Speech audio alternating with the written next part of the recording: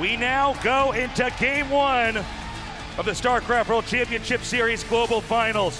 Introducing our first player in the bottom left, in the blue, make some noise for Stats!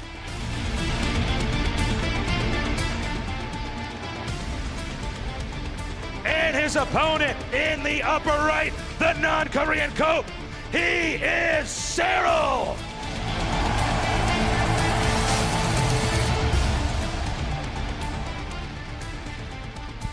Such an epic moment. I don't know if I was ready for this, Tasteless, but now that it's here, I cannot wait to see how it goes down. We are starting off on blue shift, and already we've had a little bit of player interaction with Stats forcing that natural expansion to go towards the third base. That's right, with that probe coming out there, he's able to block that hatchery that forces Serral to set his hatchery up somewhere else. This gives Protoss a little bit of control early on in the game. It's certainly not something Serral is going to have a trouble with. No, it's something that he does run into. Protosses love to do this, but he's got to be careful as well. This can set up little areas where Stats can show some extra aggression.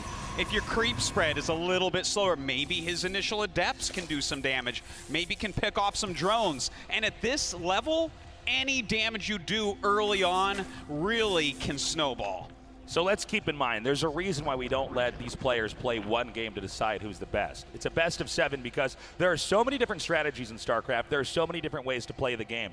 You have to be prepared on every single map in every single situation. And of course, in a series like this, you can farm data from your opponent. You see how they play in Game 1 and Game 2. Maybe you'd use something new there and incorporate that to try to counter them. So there's going to be a lot of planning here, a lot of mind games throughout this series. Mind games, you say, Tasteless? Well, already Stats has a proxy pylon. It looks like probably a Stargate going to be going down here, and this is not very common from Stats. He likes to be the defender. He likes to absorb your attacks, but Serral is too good to just play textbook against, and he is going for some early aggression. Yeah, Stats is known for being an incredibly conservative player. He actually wants the game to go pretty long. If he can get all the tech he needs, he usually has an answer for everything and anything, but Stats opening up with a little bit of aggression here. Having that Stargate over there allows Oracles, for instance, to get inside the main base and kill workers a little bit more quickly. And look at this, he's already bullying back some scouting lings out on the map. Really nicely done by Stats. He's trying to just keep Serral busy, pick off anything he can, because if that Oracle gets into the main base undefended, it can do massive damage. We see that that Adept is going to be coming up here right now. Now the Queen here is to try to deflect. It acts as a deterrent to keep the Adepts from getting too far forward, but Stats will go ahead and try to shade in here. Now, especially at this level, even if you can get a few drone kills, it can add up to a lot. Oh my gosh, Serral got a Zergling into Stats' base. He's scouting around but doesn't see anything. This should tell him that there's something out on the map. Is he going to be able to defend it in time, though? These Lings are going to come up here now. The Adepts have shaded away, and here comes that Oracle. Now, this is really what we want to watch for. How many kills can this Oracle get? Yeah, it is very important right now. This is where the big damage can be done. Instantly pulls his drone. Serral trying to evacuate this area, losing just one drone so far. A second one, a third one goes down, and Stats continues his harassment. Okay, this is an incredible amount of damage. It looks like he will actually get 6 before the Oracle has to run away, and it will not be killed off. Meanwhile, a counterattack down here by Serral trying to break through. In fact, it's not properly walled up. The Lynx do slip through. Yeah, he does have a little bit of a flank. Looks like he might pick that off, and in fact, he does. Surrounds that Adept once again. Stats trying to get a full wall. He does, but there are 4 Lings in his base. The probes have been pulled. They're going to have to be used to try to take out these Zerglings as this wall-in is going to continue to be set up. There are more Lings on the way, however, and Stats is scrambling to try to get some proper defense. Oh my gosh, that pylon might go down with more Speedlings coming down. Serral putting on a huge amount of pressure, and here he goes. He's breached the main base. He's going to be going in here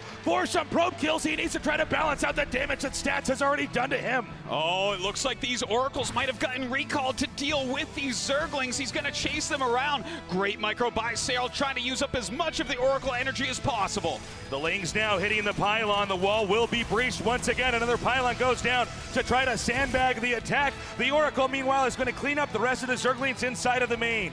Wow, Serral has really made something happen here after taking that devastating attack from the Oracle, keeping them busy right now, scouting out everything Stats is doing, breaking his wall multiple times. Some beautiful play from our Finnish Zerg. And from here on out, these slings are going to be used more to try to spot and see what else is being built here in the main. There's not going to be too much more damage here. Behind this, though, Stats is getting 3 more gateways. He's getting a Templar Archives, and he's upgrading Zealot legs. We have a Warp Prism coming out here as well. He can use that to start to try to harass the Zerg and control him a little bit. Yeah, this is a very common play, but he's adding some more gateways as well. It will be some Archon drop aggression along with some charged Zealots. If Serral does not defend against this perfectly, it could really set him behind. Now these 2 Oracles are going to come in here, try to get a few more kills. You can one-shot drones with 2 Oracles, although it looks like the targeting was a little bit off sync there for Stats. And so he doesn't get the same drone kills he was probably hoping to get. But this attack coming here from Stats, this is going to be really powerful. He's going to morph Archons over here, and these are great with a Warp Prism because an Archon is almost entirely shields. Shields, of course, regenerate. So the fact that he can come in here, try to do damage, the moment the Archon gets weak, he picks it back up, backs off.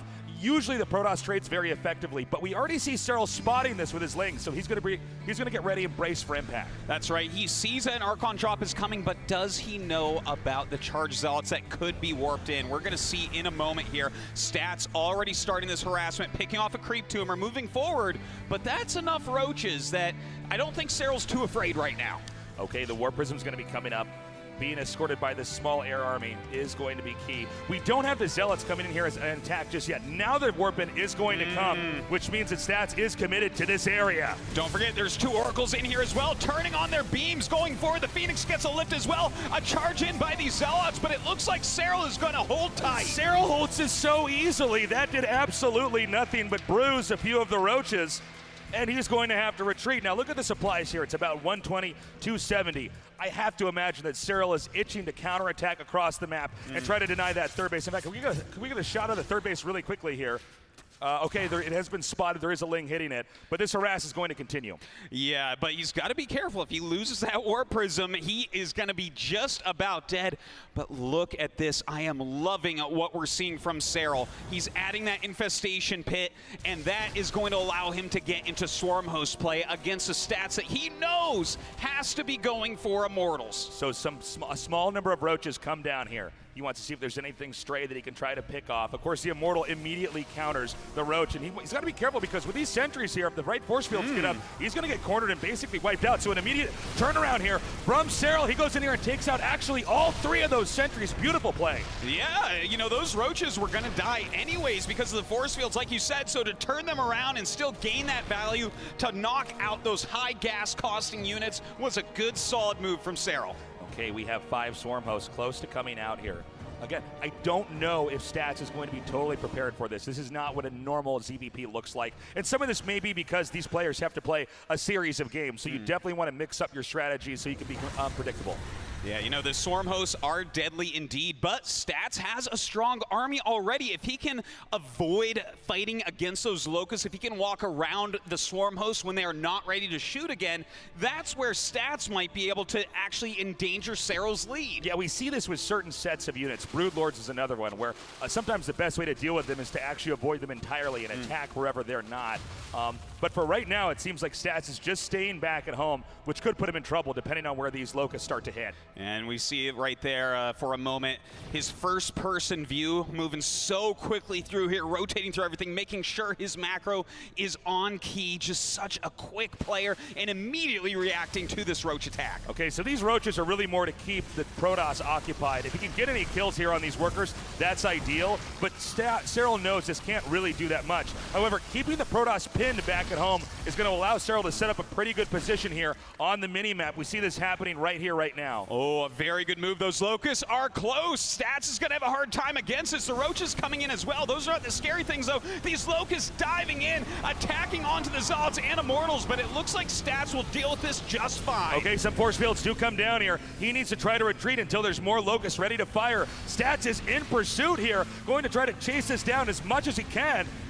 Oh, he's chasing it right now. Some beautiful juggling with that Warp Prism, popping in and out these damaged units. But Serral, he's microing backwards. He's waiting for another charge on these Swarm Hosts. And when that's up, he is going to be ready to fight again. It looks like these rocks are going to be torn down. Serral wants to have the right position set up. He wants to have proper circulation here on the map. Is Stats overextending? We already see that Serral is basically maxed out. And here's where Serral is eager to pounce. He's going to come forward. He takes out another sentry. And now he's going to try to get these Immortals here that are straying in the end. Oh, some great micro there by Stats. He's juggling back the Immortals before they take any critical damage. But the Swarm hosts are coming up as well. He warps in some more Zealots. Oh, some nice biles coming out right now from Serral. And look at those Locusts coming in to pin him. The Locusts are moving in right now. Stats is going to back up, trying to get in between this Nexus, and as those come down, Storms blanket the area. All that Stats has right now is these Immortals and Archons. Well, the Immortals certainly still powerful indeed, so Serral turns around and waits for these Swarm hosts to recharge, but he is going to lose some Queens on running away. As you can see, Stats has managed to push this back just slightly. Now, what's most important for Stats is dragging this game out. Serral has a lot of leverage for the time being, but if Stats can hang on, if he can continue to tech up, he will certainly have a solution to what's been presented to him. Yeah, you're very right about that. Stats is so good at getting into the late game, having the right compositions, hitting the right attacks, countering what the Zerg is doing. But Serral's mixing up once again, getting some baneling speed to go with this. That's going to be really interesting when that finishes. Okay, we see the Roaches once again pursuing. Remember, the Warpers can only pick up so much, and a beautiful surround. These Immortals are so precious right now for Stats. It's the only real answer he has for all of these Roaches. Oh, and he loses a lot of them. The Archon falling there as well. Only a few left. Two more do pop out. Some high Templars coming down. He needs those Storms, and he does have them. Okay, we see the Locust coming in here. He's actually managed to separate the army here from the second base as well. So much damage coming down. Stats trying his best to stay in control, but only 4 Immortals remain. Oh my God, Stats juggling his heart out right now, warping in more units, flanking on these Ravagers. Did Serral commit too much here? Stats somehow keeping 4 Immortals alive. I don't know how Stats is managing to last this long. We see the Nexus here in the upper left. There's nothing there to defend, and Stats is actually going to try to chase this. Oh, I don't know if chasing this is the right plan, but every time they shoot those Locusts out, you have to be ready to do something against the Zerg player, because when they're back, you're in trouble. We saw a Spire being made. He could absolutely suddenly erupt with a bunch of Mutalisks and completely blindside Stats. But in this game, he might not even need that. We see Stats just barely hanging on, trying to keep control of his side of the map. Oh no, another set of Locusts dive in. A ton of damage done to Stats' army. It's almost gone right now. Serral pushing through, looking for a victory in game number 1. You can see the attack continuing to come forward.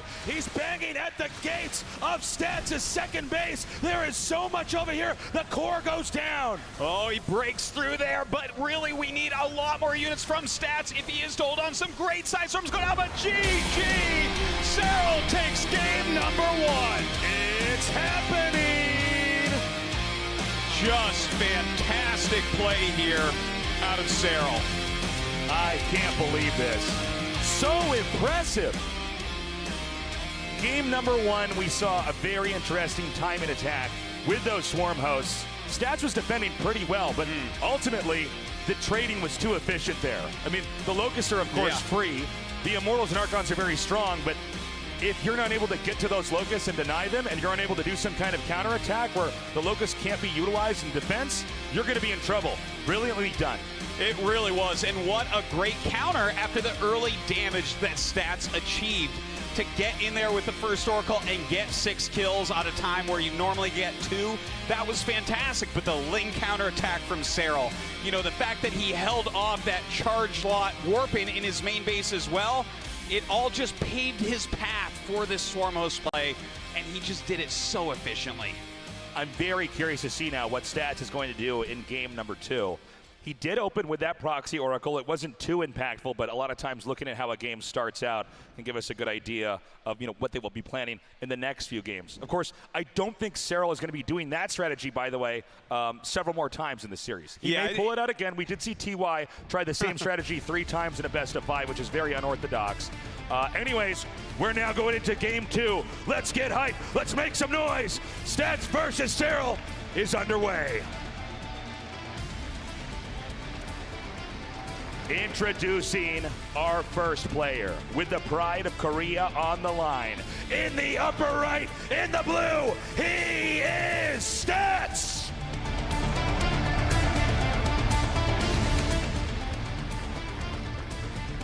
In the bottom left, in the red, the non-Korean hope, He is Serral!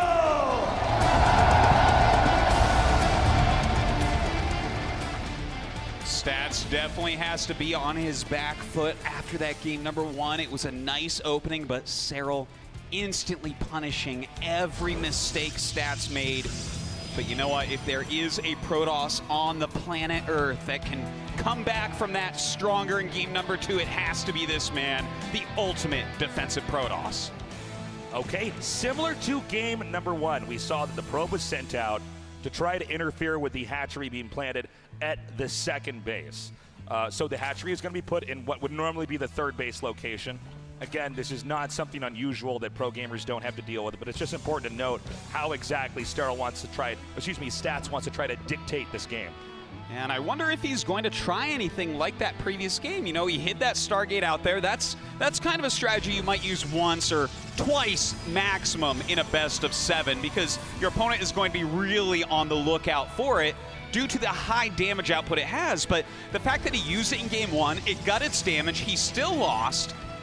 What do? Do you pull back and play a more conservative Stargate in your main base? I think the answer is actually yes. I think you really do want to try to play a slower game here if you're Stats, because even though Stats got in there and did some damage, I think Serral handled it so well. If you play conservative, it's a little bit harder to crack you. Now here from Serral, I don't really know what he's going to be planning here either. I mean, one thing about both of these players is that they really can play the full range, although they do both tend to lean towards more late game stuff. Yeah, and that's always an interesting matchup to see, right? Because who is going to play a little bit differently? Who's going to be the initial aggressor in this matchup? I feel like overall it should be Stats throughout the series, right? If you let Serral go without any pressure on him, he is going to get an unbeatable late game army. This is one of the fascinating things about Serral, is he is so hard for players to control. He really does just react to everything properly. When the dust settles, he's always either ahead by a lot or by enough that he can then start to leverage his position. And then if you're too passive against Serral, he simply outgrows you. Yeah, it's quite a conundrum to take him out, but Stats is going for what you suggested here, Tasteless. He's going for a more conservative play. The Stargate is in his main base, but that doesn't tell us the whole story. We're going to have to see what units he makes, what tech does he add on afterwards. Okay, we're waiting to see what's going to come out of that Stargate. It is going to be an Oracle. All par for the course right now in the current meta of StarCraft 2 in 2018. The Oracle has a lot of different purposes. A lot of times we'll see it go in there and try to kill workers, but you can also tag the opposing army and monitor their movement that way, or use it as a detector. So it's a great unit to start things off, and it doesn't really tell us what kind of mainline strategy Stats is doing so far. This can lead into so many different things. Yeah, very, very true there. Now, oh no, Stats instantly losing his 2 first Adepts. Normally, if you lose those, you really want to be killing drones, not just picking off a few Zerglings.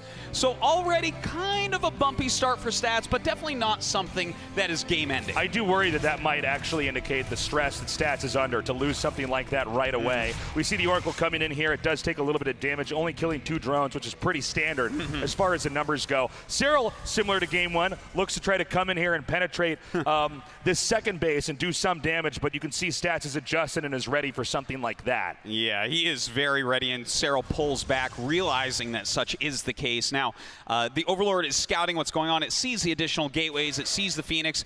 Looking at this right now, everything looks pretty standard from Stats. I think he's going to go for a third base. We see these Oracles coming up now, looking to try to come in here and take out some drones. Now, again, 2 Oracles can one-shot a drone. The drones scramble to get away. We could see some more damage coming down here, and the Oracle's on the run, and it goes down. Yeah, 3 drone kills, 4 drone kills maybe with these Adepts in the natural. Okay, now he's starting to pull something together here. Stats attacking that economy of Serral, but I gotta say, Serral's defense is still very strong. You know, you gotta watch out when you do these kind of moves as Protoss. Sometimes you can't get the third base. Even though you did damage, you don't have anything to defend back at home. We also have 2 Robos being made here, Atosis. Yeah. 2 Robos right now. This is a little bit uncommon. Normally you'll see that third Nexus before that. Okay, here is the third Nexus. Maybe that was a little bit late, like you said. You know, he didn't have units at home to defend. So maybe not that weird here from Stats. Okay, so with the 2 robos, he can definitely get a lot of immortals, for instance, which is going to keep him very safe against anything Roach related. Let's not forget how Stats lost game 1. I mean, he got outpowered there with so many Roaches and Ravagers and Swarm Hosts as well, that there was no option for Stats to move the game into late game. Yeah, now Stats is trying to set up a late game while continuing harassment. He has a bunch of adepts out here right now, but Serral sees everything coming. His creep spread is already phenomenal for this early into the game. He's really covered a lot of the map, so it's going to be hard for Stats to get in and get damage. But to be fair, he made a quick Warp Prism. That's true. Now, the Warp Prism is one way that you can stay back at home and be safe defending, but you can come out on the map and start to do warp-ins here and there and try to do some damage. But you have to be careful. This can be a double-edged sword. If you overextend, if you start to hemorrhage too many units and you're not doing anything, then the Zerg ends up getting ahead anyways. That is very true. Now, Serral balancing his Roaches, balancing his drones. He realizes after seeing that Warp Prism, he does need some defense out here. Now, the Phoenix pushing back Overlord so he can try to get in here and drop, but already Roaches are awaiting these Adepts. He runs in, takes some damage on him, picks off a couple drones, and turns around. Stats is just relentless with his harassment this game.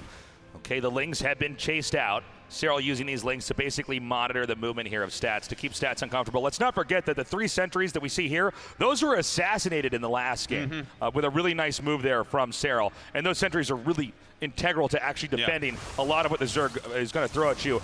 You want to try to abuse the surface area as much as possible to limit how much damage you're going to be receiving. And you know what, Tasteless? I think there's a decent possibility we're going to see Stats hit a very sharp timing attack. He's adding 5 gateways. You know, his +1 in his charge is going to be done. He already has the Warp Prism. He's making Immortals 2 at a time. I mean, he might be able to push out and maybe deny that 4th base or something. Okay, we've got 5 more gates coming, as you said, Artosis, and I think this is a really smart way to play this. I think that Stats is trying at his best to adjust from what happened in the last game. He wants to actually do a little bit more of seizing the game and trying to control what his opponent's up to.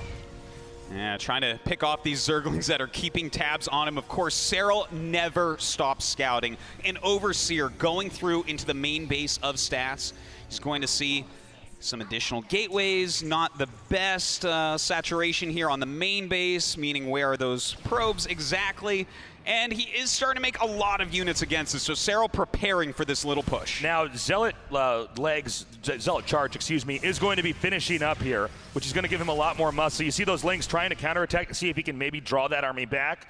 And Stats is going to come back here. It's, of course, not clear for Stats. And, you know, StarCraft is a game of incomplete information. You don't always know what's out on the map. So he is afraid of a much larger counterattack. But actually, Serral has pretty much the bare minimum out on the map. Yeah. So really all Serral has to do is be ready for this huge attack. And it's going to be pretty tough, even for Serral, to try to hold this when this does come, because he's getting so many Immortals, he's getting Storm, he's going to have a very solid army, and this is really where Stats begins to shine. If you give him all the units, all the tech, all the upgrades, there's almost nobody better than him as Protoss. Well, it seems like right now he's just kind of sharking around the map. You know, he's got his units out, it's keeping some pressure on Serral, but Serral's realizing, okay, this attack is actually not coming right now. He's setting up his own attack. We see Serral's first-person view here. He's getting some drop Overlords into position, coming over here, checking on a 4th. No 4th yet. Is going to deny it for the time being. But this is where we get to see how good is Stats' defense on multiple fronts, because there is going to be attacks going after the 3rd and the main. Yeah, it looks like Serral's going to be the first one to truly initiate. This is more of an old school style of playing, doing the mass Overlord drops. We saw this a lot in StarCraft 1. Coming here into StarCraft 2, he's going to try to come in, and I don't know if there's actually that much to defend. We see Serral unloading all these gateways, and pylons are exposed. Yeah, it looks like he's going to be able to pick off at least a couple of these pylons. Units from Stats coming up into this main base, but look at that. Serral going to load up and get out before losing anything. Okay, that was a great play. A little bit of damage done. Serral didn't really lose anything. You can see he's looking. He's trying to see, is there an imbalance in the defense somewhere? Is there a crack where he can slip through and start to do more damage? That's right, and I got to tell you, Stats is defending quite well. Yeah, he's losing a couple buildings here and there, but Serral hits that 3rd like expected after the drop, and Stats is ready for him. But now the next phase of the game, something that Serral really excels at, that's lurker play. Lurker play is going to be very interesting. from Serral. It can be used, of course, to defend, but also if you try to get a good position on the map, maybe at one of their expansions and burrow that, you're going to do so much damage. But first, Stats has to figure out how to get out on the map. Even though this army coming out is pretty scary, this is going to trigger the drop from Serral that's going to go in the main. We're seeing that happen right now. Oh, but look at this. He's got plenty of units here right now, I would say. A lot of Stalkers, Zealots being warped in as well. Serral deciding to fight. It's a bigger drop than the first time. Maybe Stats has overestimated his defense. Serral pushing him back down his ramp. If he can get those gateways, he's going to stop the production, but Stats is not turning around. Two great storms damaging the bulk of what Serral has to defend. That is a really scary push coming out of Stats, but this drop into his main base is going to unpower more gateways. This is a big problem for Stats. How is he going to hold on? We see the push continuing to come forward. I don't know if Serral has an answer for all of these Immortals. This expansion is going to go down. Meanwhile, Stats' main is in shambles. Oh, great Psy Storms coming out, but still a few units remain. His gateway's mostly unpowered. Serral coming with a huge arc right now, trying to get in here, but the Psy Storms of Stats, the Immortal count of Stats are so strong. Keep in mind, there is no War Prism with this army, so what you see is what you get. Serral continuing to surround the few remaining Immortals. Drones now being pulled as well. The drones mean that this is serious. Serral knows he must hold right here, right now. Another great storm, but only 3 Immortals left over, and it looks like Serral will hold. The last parts of the army have been destroyed, and back inside the main, there is nothing for Stats. GG! Serral, a non-Korean pro gamer, right now leads against the best Protoss in the world 2-0 in the WCS Global Finals Championship match. It is looking more and more like Serral may be taking the throne of StarCraft away from the nation of South Korea. An amazing display of skill in both games 1 and 2. Stats himself playing very, very well. Of course, a lot of pressure on both sides, but it just feels like our Finnish player cannot be shaken. Stats is playing a really solid opening here. Unfortunately, Serral just seems to have an answer. Stats was trying to tech up, he was trying to develop, but Serral had already set up a very intelligent attack. He did that drop in the main, he did a little bit of damage. Stats, hemming and hawing, decided to pull the trigger. He decided to push towards the south with an army that is very, very difficult to stop. As that happened, the drop came in. The infrastructure was destroyed for Stats. Stats' army is still scary, managed to push through, actually destroying one of Serral's expansions, but ultimately, Serral pulled everything that he had and crushed that attack, and here we are going into game number 3. You know, the very small things that Serral does add up to very big victories. Just loading even more units into those Overlords. Stats unready for that drop and being taken out. It's time for game number 3. Can Serral go up 3-0, or will Stats finally put a win on the board? Yeah, Stats really needs to turn this around. It's so hard to have a reverse sweep in a best of 7. We just almost never see it in StarCraft 2. All right, game 3 has loaded up. In the upper left, representing the Hermit Kingdom, he is Stats!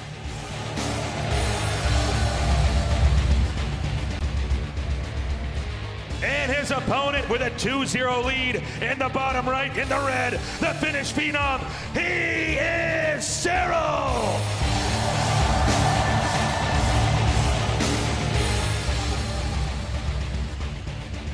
The crowd here at BlizzCon is hype, as it should be. Just a crazy amount of history being made at this event. You see the opening here it's the same on thing. Dreamcatcher. Yeah, blocking that hatchery, but Serral, he hasn't cared yet. He hasn't really been fazed by this. So, what is Stats going to try to do here? I really liked what he did in game 2. I think the problem is that once Serral started to do some damage, Stats panicked a little bit. And you were talking about this, but we had to jump into game, but I want to go back and talk about this Artosis because it's really important. The first drop that went into the main in game 2, he actually backed it up with even more the second time around. So that screwed with the calculus for Stats on how much he needed to defend. He had an army there with Stalkers ready to try to shoot that down, but it was way more drop Overlords. And that's when the game snowballed because Stats had already gone too far out on the map. He can't really turn around. If he does turn around and save his base, okay, great. Well, then Serral continues to grow and expand and conquer the rest of the map. Yeah. And then Stats is just zoned out of a win. So very tough situation for Stats going into game 3. It just shows the brilliance truly of both players. Even though it went wrong for Stats, he left exactly enough to crush the size of that first drop. And most Zergs, they don't even have the speed or the extra attentional resources to make that drop bigger. But there Serral stands above all other Zergs on Earth, having to beat already the second best and third best Zergs out there, and showing why he is here in the finals. Okay, we have the Stargate going down now. Again, Stats seems to want to open up in a pretty orthodox fashion. He's not really taking any huge risks. It's fairly common to see in a best of 7 1 or 2 all-ins or a cheese, simply because you can rob a win from your opponent. Whatever they plan doesn't matter anymore because you got in there and you did the damage right away. But again, conservative play from both these guys so far. Yeah, well, I kind of feel it. I think that if we do get into those later game situations, it can be a nice, even, long, highly contested game. Whereas Serral just doesn't seem to take damage early on. He's like completely cheese-proof almost. Yeah, it's quite interesting, and it's very subtle too, how well he handles every single engagement. He always has just a little bit more. There's nothing sloppy about anything he's doing. And that's where it's tough, because we've already seen a few small errors here from Stats. We saw him lose the Adepts right away. In one game, we saw him lose an Oracle at one point in time.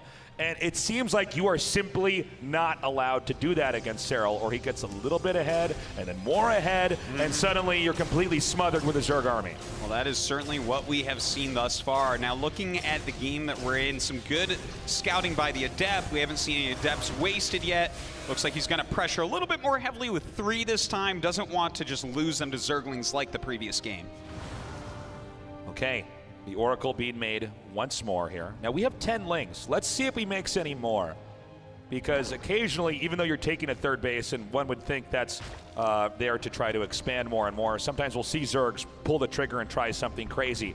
But this time it is going to be more and more drones. He's continuing to develop tech-wise. Tasteless, I don't know how Serral does this, but look, it's double Stargate play coming out of Stats here. And what does Serral do? He has an evolution chamber on the way.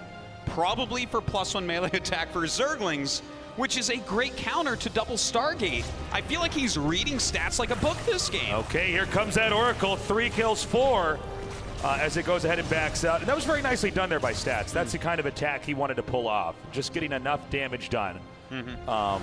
And so the game will continue on, but Stats needs to keep up that kind of play if he's going to come out on top. And already, before I can finish my sentence, all of these Adepts go down. Oh, that is really painful indeed to lose those. He needs to take that additional base, but every unit you lose, especially when you're going mass Phoenixes, makes it harder and harder to secure the third Nexus.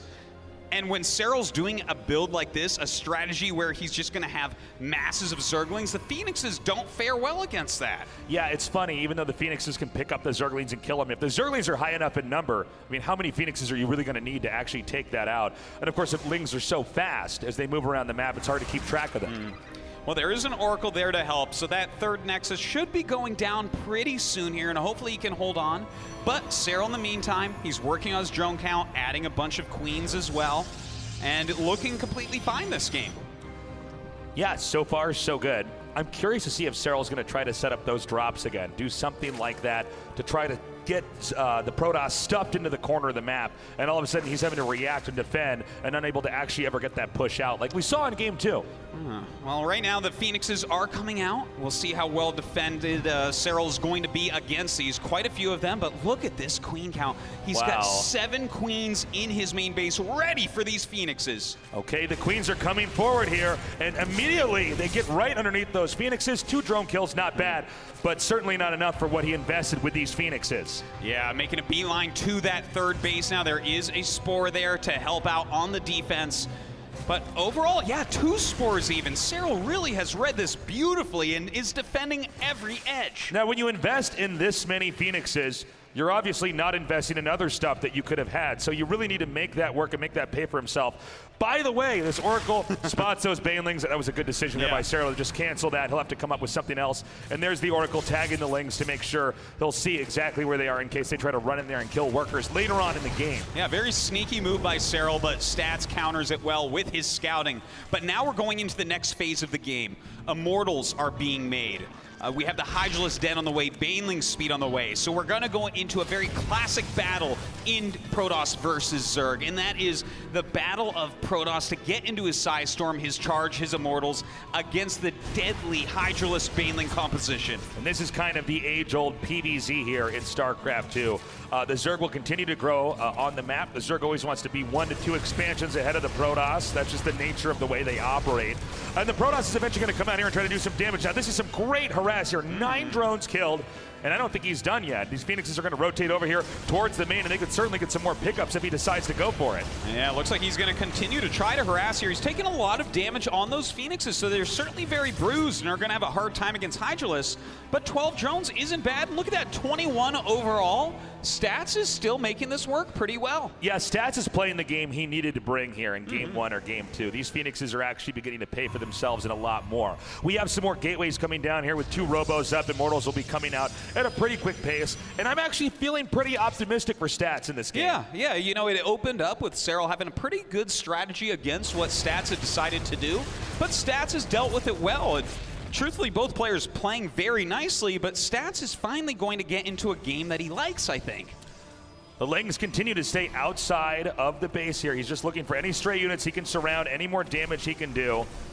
And we'll see the rocks are going to be torn down here as well. We do want to keep in mind, if we could just go big picture here, in the upper right corner of the map, we could end up seeing the gold base be taken here. So we want to watch for that. Occasionally Zergs will take that, and then if they just have that for too long, there's not a lot you can do to stop them because they just outproduce you. Yeah, it's definitely a good point. But, you know, I think what we'll end up seeing this game perhaps is just a very standard game. We do have the creep spread getting all the way up, getting close to the third base of Stats, and a lot of times Swarm Host play can be nice in this type of situation. You kind of launch the Locust over the wall, but with Phoenixes and Storm ready for that, we could also see Serral just go up into his Hive Tech. You're absolutely right. We see that Psystorm, by the way, getting close to being finished. That's one of the last big things that Protoss really need in order to combat huge throngs of Zerg units, is just having all that damage come out so immediately. By the way, a Warp Prism is being made here as well, which could tell us that we're going to start seeing, at the bare minimum, a harass, at the most, a push. Yeah, that's right. Now, Swarm Hosts are the order of the day here for Serral. He is getting ready to try to abuse the terrain on this map heavily against Stats, but Stats is good against this type of play as well. Oh, Hydralisk getting caught there in a stasis ward for a moment at least. Looks like he does want to put pressure on, but I can't see him breaking through here. And this is pretty common for a Zerg in a fairly passive game like this, is to start to position your army. Whoa, whoa, whoa, whoa, whoa. Templars now being hit by some of these Banelings. To what I was saying earlier, to get your army just on the edges of their bases, you're waiting to see them leave on one side, and then you come in on the other and try to do damage. When they come back and try to defend, you just run out.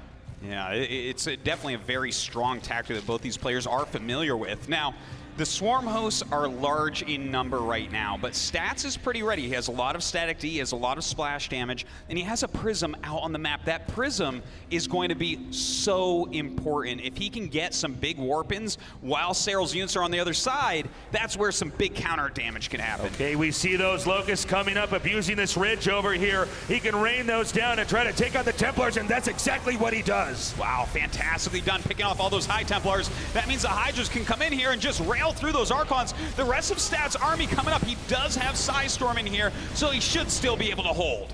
Beautifully done. Meanwhile, the Zealots that were intended to try to wipe out this hatchery have been cleaned up by these Zerglings. Yeah, Stats, I mean, his defense is pretty good, but it seems like Serral is just being a bit more efficient, ready now to launch his Locusts at that fourth base when they're recharged. And this specific technique that we're seeing with the Swarm Host is very specific to this map. He can actually launch those over that edge and then retreat to safety. Yeah, it's a really great strat, and Serral showing us how powerful it really can be. Now, does Stats know he's down here? No, he absolutely does not. Just a group of Zealots there, which won't be that helpful. In the meantime, a lot of Banelings rolling up. And he completely shuts that down. Meanwhile, Serral going to try to come in here again. It's so important that Stats manages to keep this expansion alive here. More Banelings spilling forward. Some great force fields go down, some Psy Storms as well, trying to help clear this up. Oh, Banelings rolling into that mineral line as well. 10 probes fall. And I gotta say, Serral is being very efficient. He's not ready to kill Stats right now, but he continues to pick off high-tech units like High Templar. The Stats has gotten his 4 bases up. He has the upgrades, but it seems like Serral really has the position. And you're totally right, Artosis. He's not actually overextending basically ever. He comes in there, he does the damage. The moment he identifies, okay, I've overstayed my welcome, he'll go back out. Meanwhile, Serral is continuing to finish up his tech tree on his side of the map. That's right, getting ready for those important Broodlords. Look at this, another dive in here with those Locusts. He's surrounding so many Immortals. Stats having a terrible time right now. GG! Stats not even gonna struggle anymore. I mean, he just, when you look at the supplies at the end there, Serral was maxed out, Stats couldn't get out on the map. I mean, that was by far the most one-sided game that we had here with them. I mean, Stats really wasn't able to come up with anything. Eventually he realized, okay, he has too much. I am too small. There is no way for me to grow on the map. And I think at this point in time, Stats is dumbfounded about how exactly he's going to take on Serral. Well, I think the whole world is dumbfounded about that because this kid does not lose. He wins every single tournament, and he is poised to take down the World Championship. We are going to a quick break. When we come back, game number 4 in the WCS Global Finals.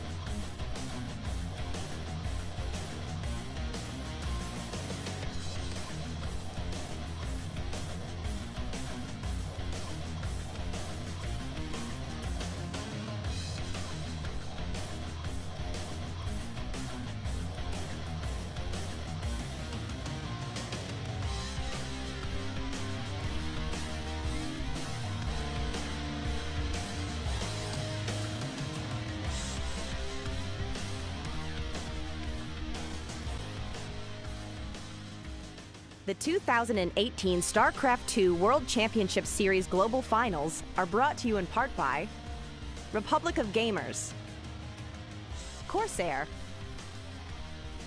T-Mobile,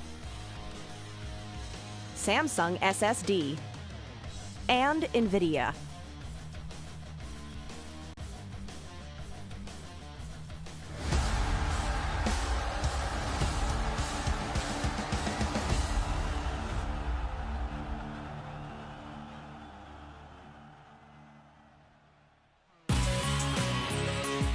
And we are back at the WCS Global Finals. Serral versus Stats. Right now, Serral up with a 3-0 lead.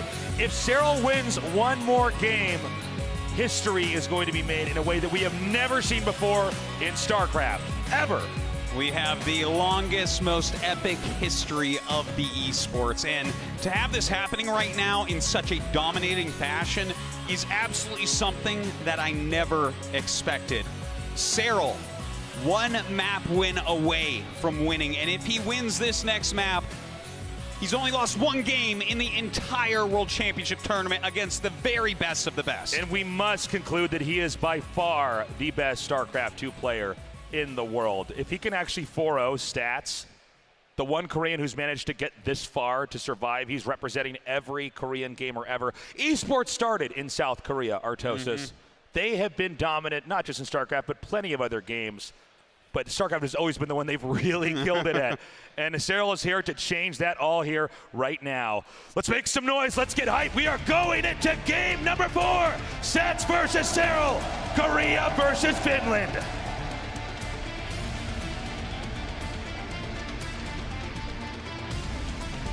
Introducing our player in the upper left, in the blue, from South Korea. He is Stats!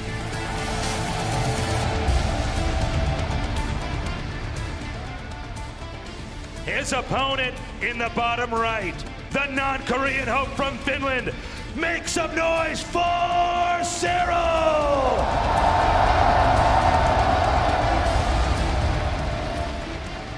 And now it's time to see what does Stats do with his back up against the wall, 0 map wins against 3.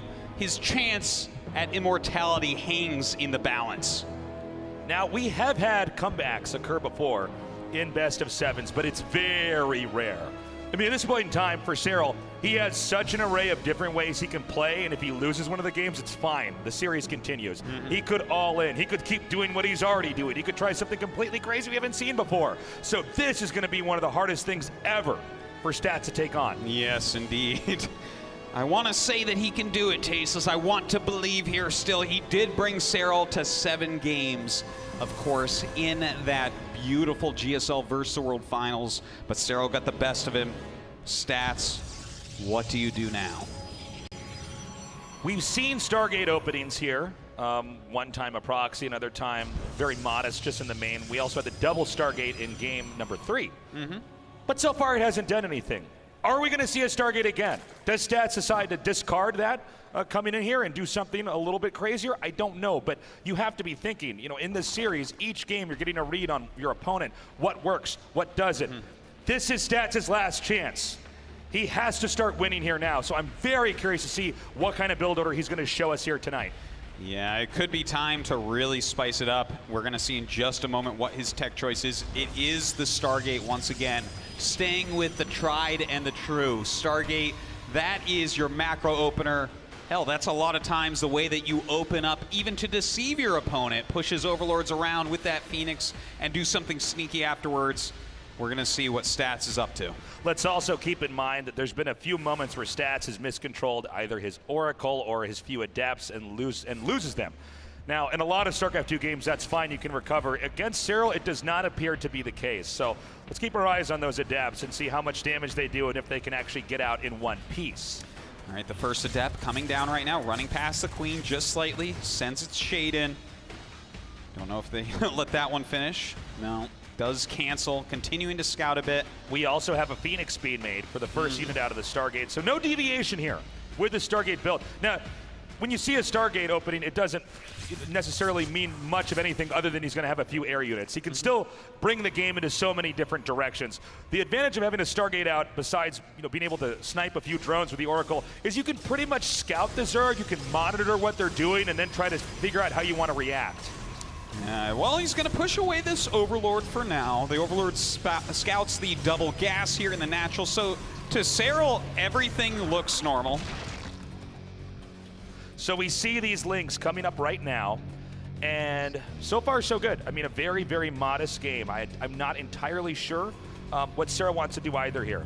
We can't get a good read on either of these guys. Okay, well, now we see what the plan is here for Stats. He's going for double Stargate play again. And you know what? It didn't work in the previous game, but he did get good damage done. So here comes that Oracle now, moving out across the map. Again, this can go either way. We mostly want to watch and see, is this Oracle actually going to be picked off? Is there going to be any kind of mistakes as far as control? And here we go. That Overlord taking a little bit of damage as the Oracle continues to rotate around. Yeah, and Serral, so far, he doesn't show any signs of knowing exactly what this build is from Stats. Stats flying into the main base, going to see how many drones he can get. Oh, very quick morph right there, and it looks like none? Nothing. Doesn't lose anything. So far, no drones killed.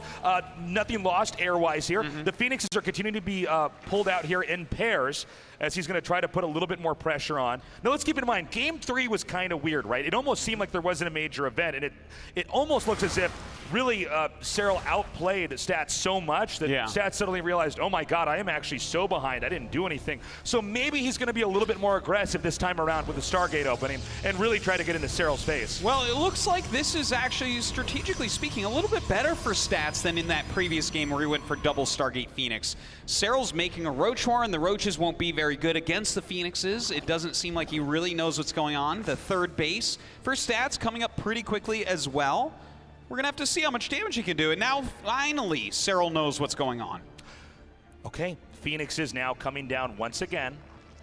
Stats really trying to be cautious. He doesn't want to do anything crazy with these. And we see the double robo here. So Stats so far in this game is really saying he's learned everything that he's made a mistake of this time around, and he's going to have a much cleaner opening. And he's hoping to bring this into that super late game and be able to match Serral, possibly taking him out with a push. Well, it seems like he's probably done with his Phoenix production. Let's see how much damage he can accumulate through flying around to the different bases. Multiple spores going up absolutely everywhere. Serral dogging these Phoenixes with his queens, chasing them around, trying to minimize damage.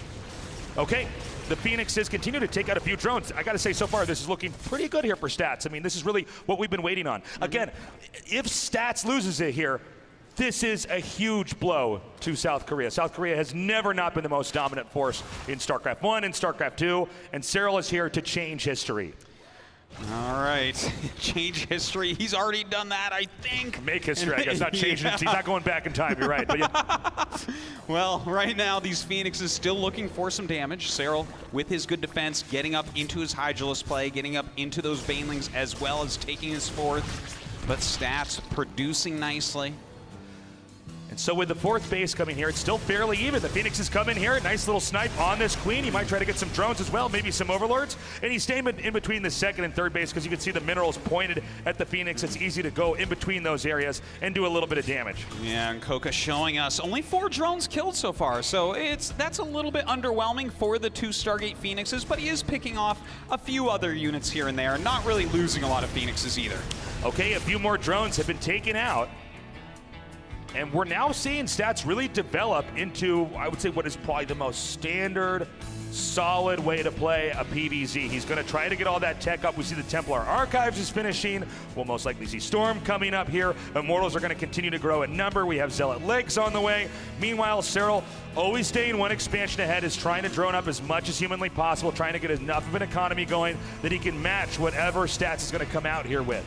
Yeah, he's making quite a few Hydras as his upgrades finish as well. Morphing a few Banelings in here. We could see him start putting on some pressure pretty soon, and considering Psystorm is really nowhere near done, it's going to be a little bit tricky. Here he goes with those Banelings into the third base. We see the Banes coming in. 5 probes killed up, and the Oracle cleans up the last one. Now, that's not exactly efficient for that many Banelings to come in to only get those probes, but it's something. Also, with Stats flying over this 4th base, we haven't seen any drones mine there, because if they did get there, here, the Phoenix would just pick them up and kill them. Yeah, but with these Hydras out, he's actually pushing them back, kills off some of these Phoenixes, and he's definitely got enough units now to protect this base. Look at that, instantly droning it up. He's near 80 workers right now, but Stats isn't doing too shabby himself. The one thing I'm afraid about, those swarm hosts coming out of Serral once again. You're totally right, Artosis. It seems like Stats has really struggled to actually have any kind of answer to those swarm hosts, and it's in part because Serral's been so good at positioning them with these guerrilla attacks, sending the Locust in, and then running back out without really receiving any damage. But I think this time around, if we get a shot of the middle of the map here, I think Stats is actually going to push, and he's going to try to initiate before Serral can set up what he wants to do. Yeah, if you wait for him to start launching those Locusts at you, it's very hard to get the pressure off.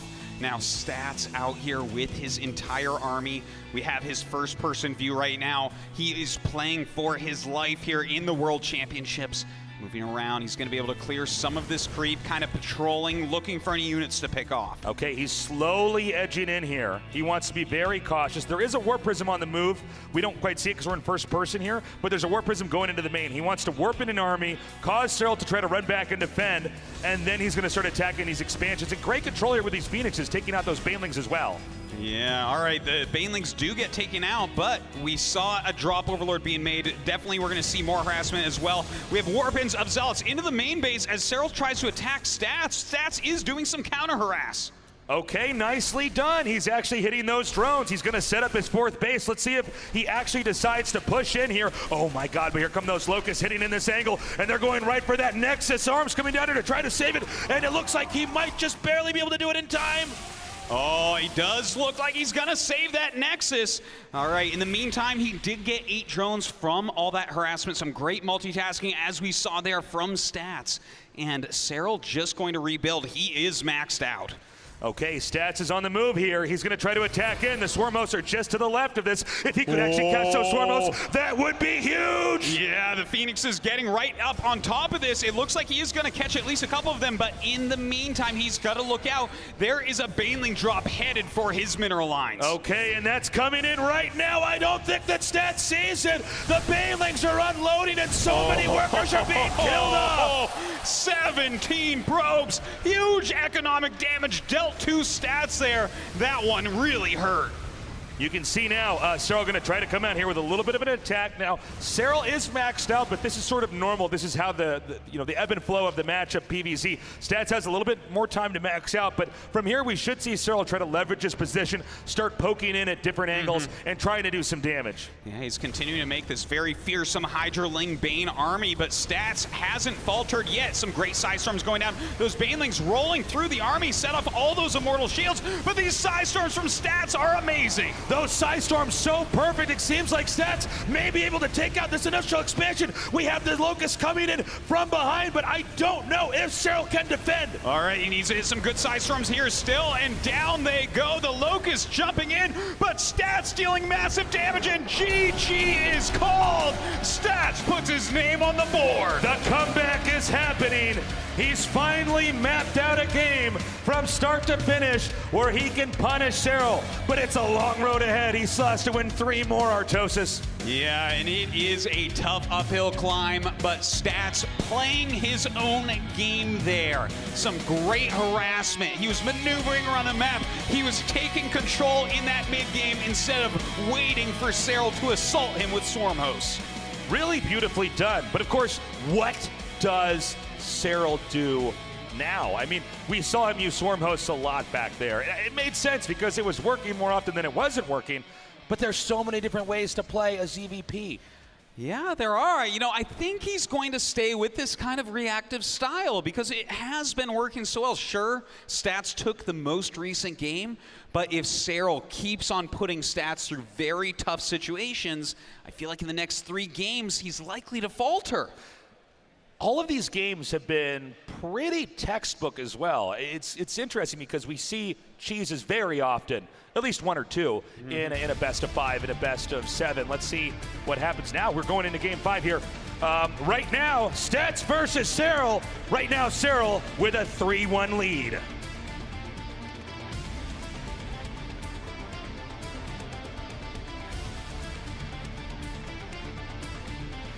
Into Introducing our first player in the blue from South Korea, our Protoss, he is Stats!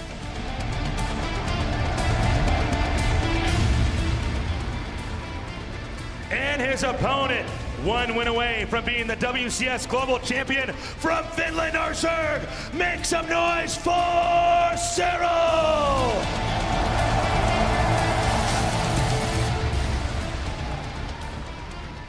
Serral getting that early hatchery down, knowing that Stats was so likely to send the probe to try to block it, and Stats unable to do so, so just going to go into this main base and maybe lightly harass those mineral patches. So, we have that. We have another game here where I don't know where it's going to go, but I'm really wondering about some kind of all-in here. It just seems like if you're the Zerg and you're up this much and you just need one more game, you could absolutely take a risk, and if it doesn't work, you still have wiggle room to try other stuff. Yeah, it is true, but momentum is a real thing in StarCraft. What if Stats blocks your all-in here? What if suddenly he regains the confidence that you stole from him in those first 3 games? Things could get out of control. We see the wall-in beginning to get set up here. Nothing out of the ordinary so far. We'll have a much better idea of what the Protoss is going to do when the Cybernetics core finishes. That's where you start to have a branch in what kind of build order you can go for.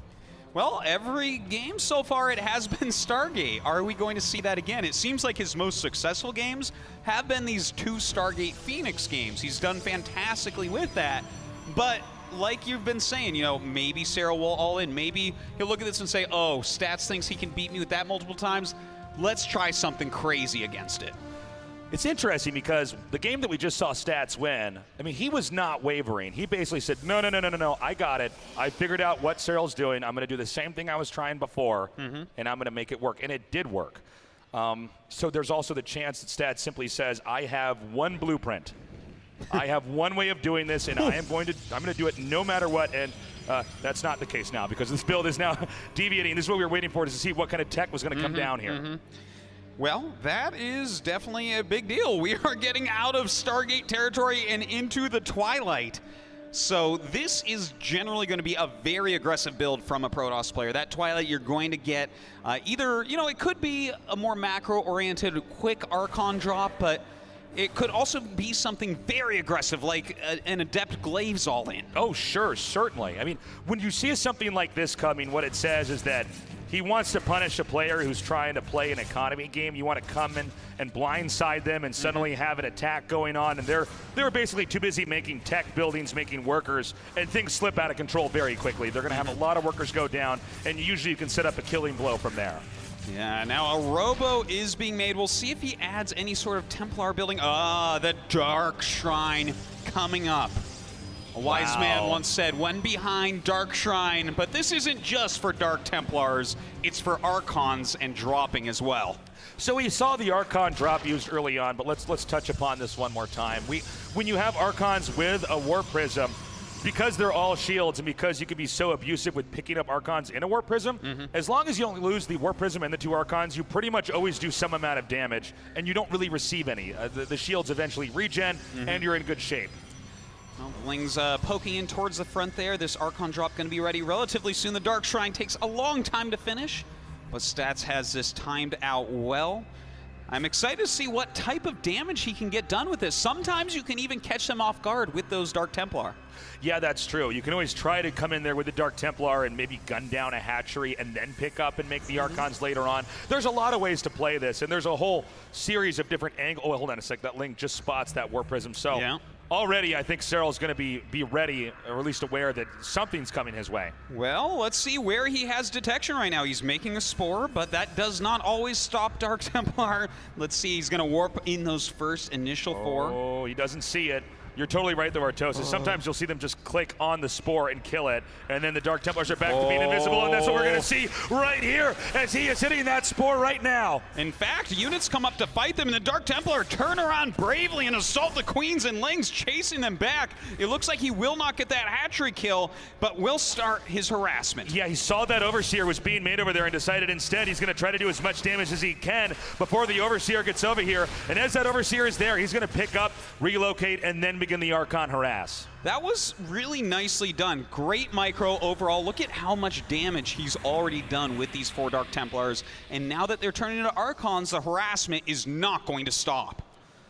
So from here, Serral needs to continue to deflect and defend as he tries to grow and develop. Stats is getting his 3rd base. There's not really any easy way for Serral to try to attack that with these Archons coming in here like this. And look at that, those Archons picking off a few roaches here and there, going to the main base now, chasing this queen back. Stats on a rampage right now with this War Prism. Okay, so far so good. Doing some good damage here. That Archon getting very low, almost loses it. He does pick that up. He may try to relocate over to where the 3rd base is for Serral.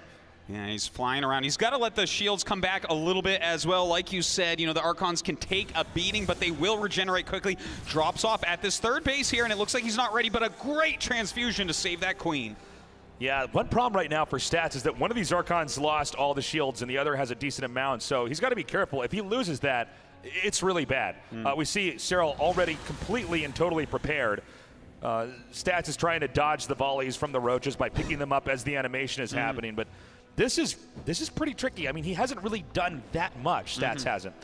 No, you know, he's gotten some damage here and there, but certainly Serral is not crippled by any means. He's still producing well. He's getting up into his Stormhost tech, but Stats continues to keep that pressure on. Serral looking to finish off this series as he's played it out so far with those Stormhosts. That's right. He does not want to deviate. He says if it's not, if it's not broken, you don't need to fix it. So he'll come in here and try that once more. Again, though, his Stats seem to have adapted very well in Game 4. Like, he was not phased at all and basically swatted down everything that Serral threw at him and then closed it out with a push. Well, here's the question, though. Does he know about these Stormhosts that are in the way? I would say no, he doesn't. All of his vision really has been through this drop. He hasn't seen that infestation pit. It was very well placed by Serral. So if he doesn't know about that, will he move out? Well, he answers me right there with a move out. So he's coming out. Now, it's much better to have Stormhosts when you're trying to attack their opponent's base and harass them. They're not exactly ideal for defense because you can always run away and then just hit from a different angle. Yeah, this is a very strong attack coming out as well. Serral not with a very big army at the moment. If he gets a very good engagement with these Locusts, maybe he can flank or come in from behind, pick off an Archon or something like that, it'll definitely help out, but this is a scary army from Stats. Okay, he's opened up that ramp area. You can see Serral is set up. He's kind of waiting to see, okay, is Stats actually going to move in or what? He sent a Hallucinated Phoenix in there to basically scout out and get an idea of what's going on, and Stats decides to rotate down here towards the bottom at 6 o'clock.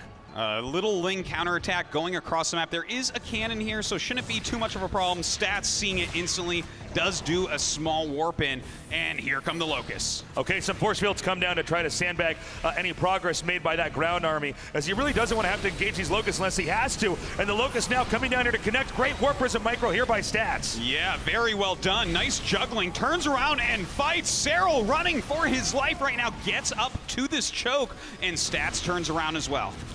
Every time those Locusts come out, it's a little while before the Swarmhost is ready with more. So what Stats is trying to do is get the best engagement, and then as Serral is trying to retreat and make more units, he wants to try to come in there and do some damage of his own. Right now, Serral is doubling down on his tech. More Swarmhosts, more Roaches on the way. Stats still microing around, seeing if he can pick off anything, but it looks like he's going to turn around for now while he waits for Psystorm. And here comes the 4th base here for Stats. Now, it seems like Stats hasn't really taken any kind of a beating, right? He's getting his Psystorm up here. We're waiting to see if these Locusts can come out, but oh, this is actually a great play. If he can get some more of these Locusts, or these Swarmhosts rather, this would be huge. And look at that, you force them to launch and you just pick up your Archons, you run away with the rest of your army. Well done, but Serral, no slouch himself, doesn't launch all of his Locusts, so he still has some offensive potential with this army. Yeah, the mini games going on between these two players is so cool to see. And look, the Locusts really are not able to do anything. They have life not long enough to keep them in the game. But the next wave is going to come in here, and it seems like Serral actually is going to try to come in here and maybe chip away at this 3rd base. All right, Psystorm just finished up right now. Let's see if he does throw any of those very crucial storms down. Some nice force fields, picking off a few units, but good biles connect right there from Serral. Yeah, very intelligently, Serral backed off and use those force fields in some ways against the Protoss. Some of the army getting stuck over there, but Stats is going to rotate around. He's going to try to get some more of these swarm hosts here. Great storm. Yeah, good force field there as well. The Locusts get launched out. Some storms going down on the Roach Ravager. Serral microing back. He's trying to not get hit by too many immortal shots here while whittling down the Zog count of Stats. Oh, there's really not anywhere to escape to up here. He's scrambling, but as Stats continues to pursue this is going to be a lot of Ravagers and Roaches that could be picked up. Meanwhile, an attack down here at the bottom. Stats trying to hit this fresh base of Serral's. Oh, but look at that micro from Serral. He's trying to bait those Zealots away into the Roaches. Stats, though, wisely turns around, doesn't want to waste this counter-harassment force. As the game goes on, Stats seems to be where he wanted to. He's gotten everything set up. He has all that tech. He's got Psystorm. He's making his 4th base, and now he's pushing. Now in Game 4, we saw this was the moment that Serral fell. Yeah, now can Stats do it again? Can he make this a pattern of being able to knock out this type of play with the Hive finishing up? We're going to have more options coming up for Serral shortly. Oh, some very good force fields. Serral with a bit of a mistake there, launches some Biles, but loses a few Ravagers. Looks like we've got a counterattack here with these Roaches, interested in trying to deny this 4th base. Meanwhile, Stats, again, spilling in with these Zealots. Serral has to defend this location as well. A lot of Psystorms coming down. Those Locusts doing near no damage to the army of Stats. It looks like Stats finally getting something done, and I think he's going to kill the 4th base as well. Stats with a beautiful formation is coming in here to try to get the killing move off. That base at the bottom has fallen. Psystorm's blanketing this entire area. It looks like Serral might lose this game. Yeah, it really does. He's losing so much, but the counterattack is still going on. The 3rd base of Stats under fire, but GG is called, and Stats takes yet another game. He is one step closer to turning this entire thing around. Each game, we're seeing Stats get better and better at countering what Serral's doing. I'm getting worried, Artosis. I think if Serral is going to win this, he might need to shift gears. He might need to come with a different strategy, a different play style. He may need to, Tasteless. I'm inclined to agree with you at this point. Stats is reading these situations better and better. This is the beauty of a best of 7 in StarCraft 2. You have time to look at how your opponent is playing. You have time to adjust yourself, adjust your mindset, change your strategy up, and try to counter them a little bit better each and every game. Going into this now, you have to wonder what Serral's thinking. I mean, it looked like earlier on when we had the 3-0 that we were going to be done with this finals almost before it started. We were moving so quickly, but now Stats is starting to look very scary because he's not even winning with tricky play. He's winning with solid play. He's just making minor adjustments, and each time he looks stronger than the game before. Yeah, and he's really kind of ratcheting himself up a notch, to be honest. Watching that micro with the Warp Prism early on with those 4 Dark Templars, the amount of damage he was able to output with these very flimsy units was fantastic. If he starts losing a few of those, then suddenly Serral is not even worried about their Archon drops anymore. All right, let's make some noise in here as we move into game number 6. Stats versus Serral, a fight. South Korea versus Finland. Who will become the champion of the entire world? We are so close to getting that answer.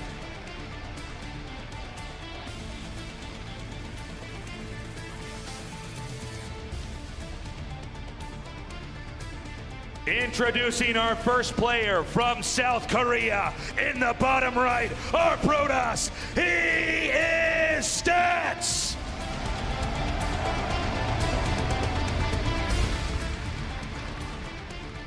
His opponent in the upper left, here to break the Korean combo from Finland.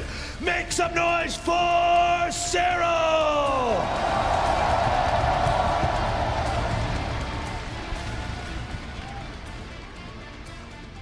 Once again, everything on the line. Score is 3-2. Serral on match point for the rest of this series. But Stats, he's starting to gain that momentum. Serral has to be wondering, what strategy will Stats pull out next? I am so curious because the fact that Serral, each game is so similar to the one before, and that's unusual, especially for a finals with 2 StarCraft 2 pros, but they both seem to be committed that they really do have the best way of approaching this matchup, and there's no need for tricks. There's no need for deception. You just go in and you do it better. You want to be faster. You want to produce more. and cover all your bases, cover all your loose ends, come out with a win. Well, as smart as that sounds, I kind of want to see some tricks and deception coming up here from one of these guys. You know, they're finding out so much about each other, but this nonstop brute force battle of them barely bending out of their styles, just showing off how strong they are. It might behoove one of them to do something sneaky to try to pick up a quick victory. Yeah, I mean, if Stats wins here, it's actually tied up. We're going to go to the final game, which would be crazy, and Stats might actually have a reverse sweep, which, again, we cast a lot of StarCraft, guys. You just never have that happen. It is a rare thing indeed, no question about that. And if Stats does that, I mean, he is going to be a hero back home in South Korea. But first, we have to see what's he going to do, a Stargate. So this is a rematch of GSL versus the World, where Serral actually managed to win this series 4-3. And when that happened, the #1 thing trending on the news in South Korea, if you search for it, it was on Naver, which is like Korean Google basically, was that a Korean lost to a non-Korean. And all the Koreans on the message boards were saying, all right, we need to step up our game. This is unacceptable.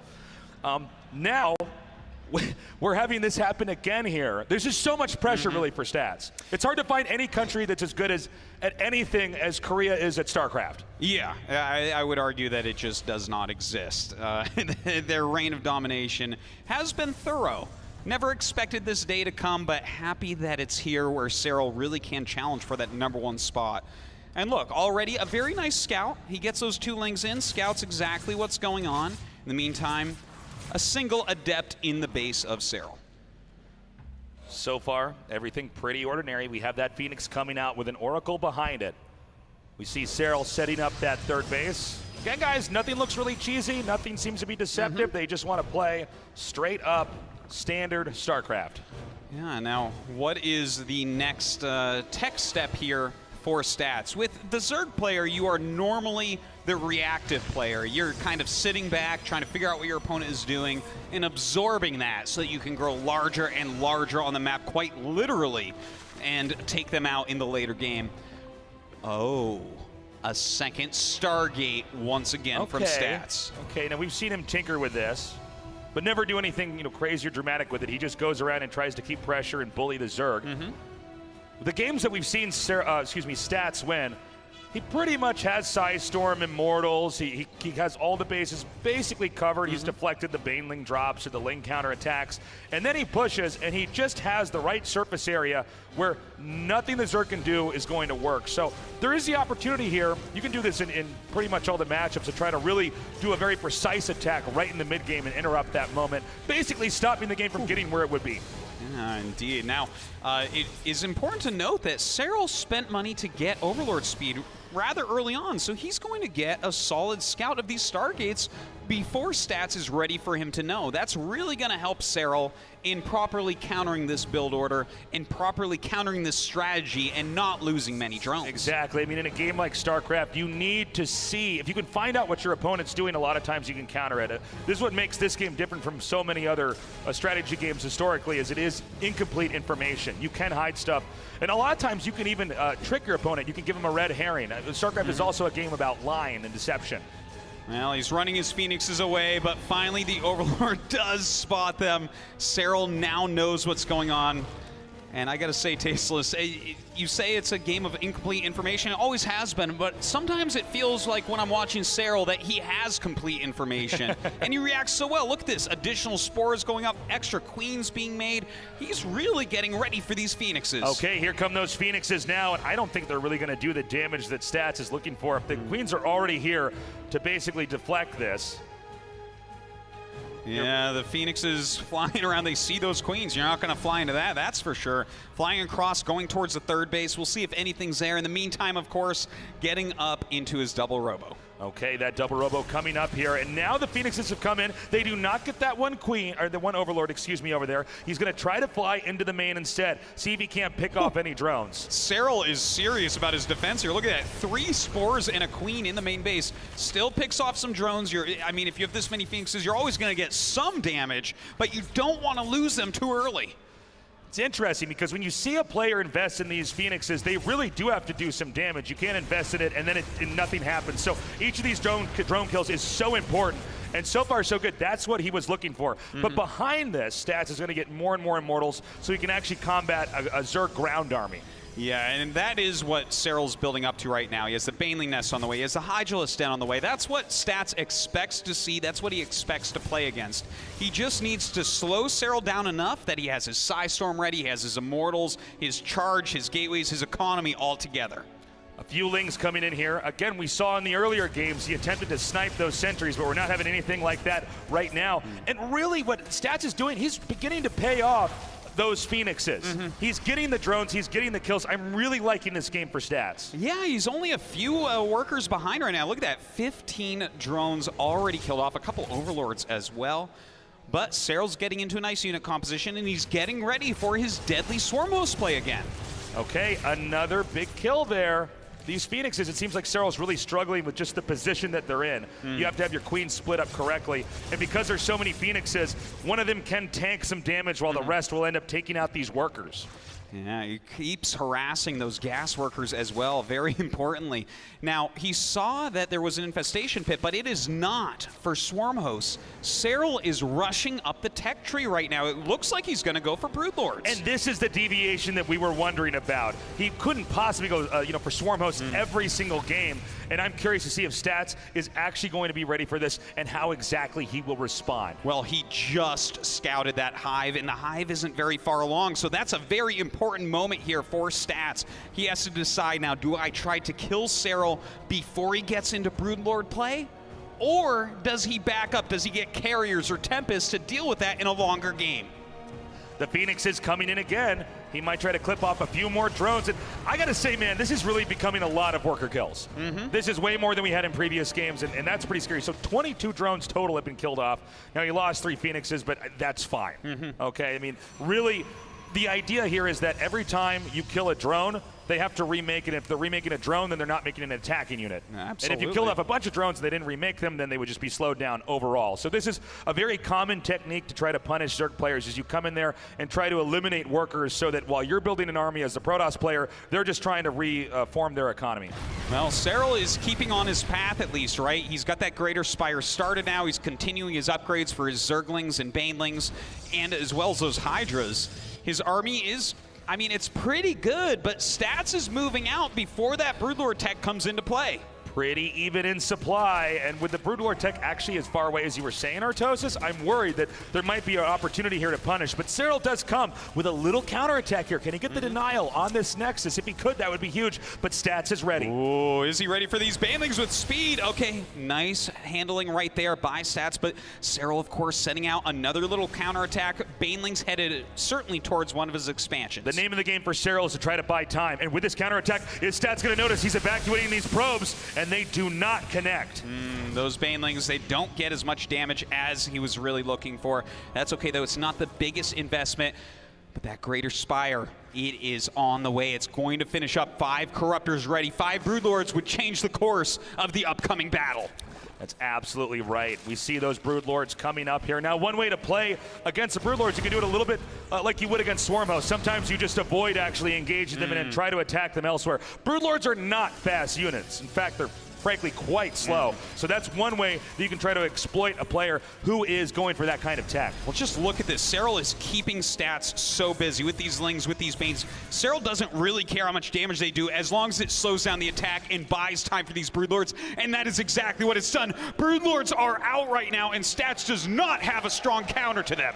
Okay, with these Broodlords out, I'm not sure how Stats can really address this. We do see a fleet beacon being made, but of course, getting into that tech, that's going to be a little while, Artosis. Yeah, he might have to go into Tempest or something like that, which is not the way that a Protoss wants to play. You want to get into mass carriers, but, you have to do what you can do to make sure the Broodlords do not punish you for your lack of tech. Oh, and we might have a big counterattack here. We see an Enforce coming down here over in the center right. These Hydras are doing a lot of damage. These Archons are not going to be enough. Meanwhile, Stats is going to try to push into the heart of Serral's base. Oh, Serral with such good positioning on those Broodlords. The Archons cannot reach them when they're over that terrain. In the meantime, the Lingbane Hydra moving in, eradicating these Zealots, going after these Archons as well. The recall goes back to try to defend, and and Serral immediately evacuates. Serral doing a brilliant job of controlling where Stats is on the map. Oh, is it time for Serral to push yet, or is he going to fall back defensively with these Broodlords? That's the question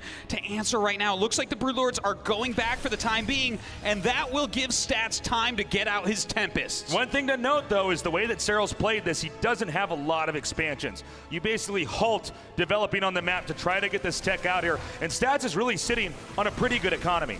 Yeah, he definitely has a lot of bases right now. The Banelings didn't do that much damage to his economy. He's got a lot of High Templars. He's got harassment going out on the map, and now he has Tempest. Stats has gotten himself into a sweet position. Okay, the Warp Prism, is it going to be taken out? That's actually pretty big. Takes that out. The Warp Prism is basically used in this situation to try to draw attention, pull Serral's screen somewhere else, and then you'll have another attack hit elsewhere. I mean, you have to have such high APM in this game, but you really actually can't be everywhere at once. So we see a lot of top players exploit that. So losing that Warp Prism, this puts Stats in an awkward spot. Yeah, you know, he does want another one out there to harass at least, right? But at the moment, he's playing a very defensive game. He's making sure that this base is up and mining. He's getting another Nexus to go down. He needs to keep his economy at least close to what Serral has if he's to hold on in the long term. We're getting to the longest game that we've had so far. Stats is taking a 5th base at the bottom, but it looks like Serral is itching to try to come in here for some kind of counterattack. But so far, the movement here from Stats is looking pretty good. Yeah, he's moving right up. It looks like this Lingbane Hydra shouldn't get too much done. Yeah, some good storms going down. Stats holds tight. Can we get a shot of the bottom, actually? Is something hitting that Nexus? Okay, that's not enough. So he's going to keep that Nexus for a little bit longer. But I got to say, Stats, I like that he's pulled back. He's stayed off the map. He's just continuing to grow.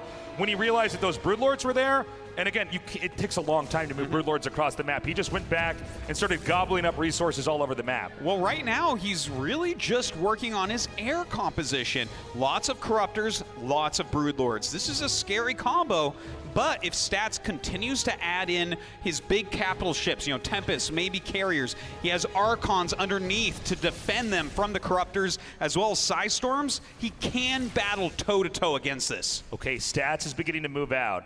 And you got to be careful because these Tempest, when they hit you, dude, there's not a lot of ways to respond or punish it, right? He'll be one-shotting these Broodlords momentarily. Yes. And now we're seeing such a high amount of Archons coming forward here. Oh my God.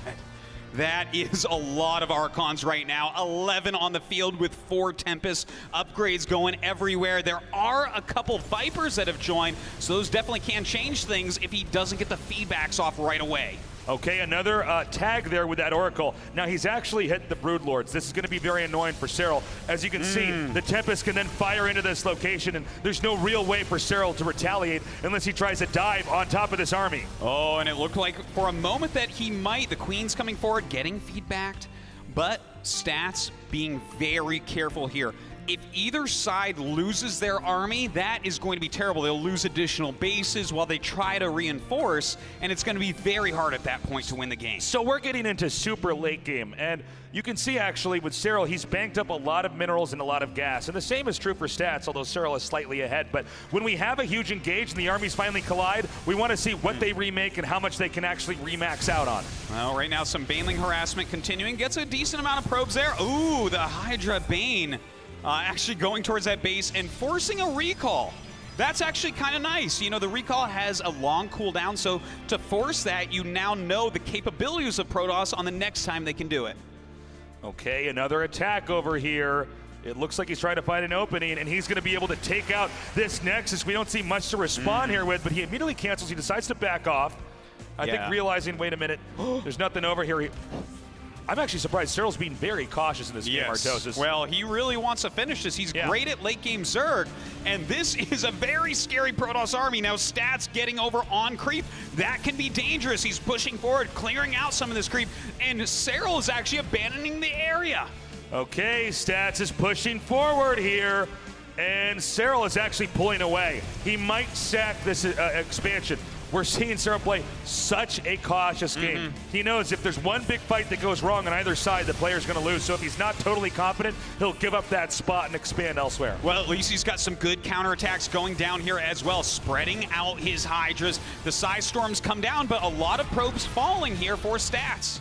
Okay, Stats is going to back up. He's cleaned up He's cleaned up that side of the map. Very nicely done here by Serral. This expansion is going to go down, although this is not the most valuable expansion on the map. You can see that most of the minerals were already mined out.